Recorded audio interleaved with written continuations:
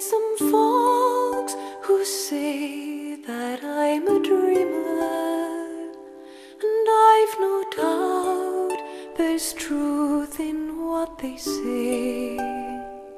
But sure, a body's bound to be a dreamer when all the things he loves are far away, and precious things are dreams unto an exile.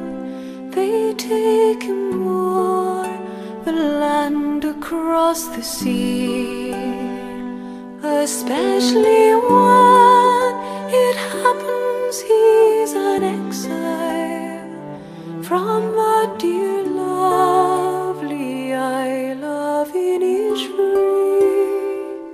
And when the moonlight peeps across the rooftops of this great city, wondrous though it be,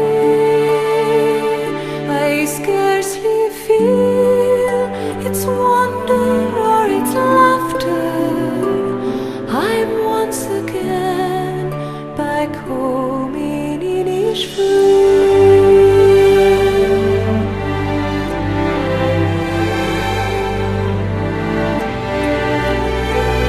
I wander on green hills through dreamy valleys and find a peace no other land would know. I hear the birds make music fit for angels, and watch the rivers laughing as they flow.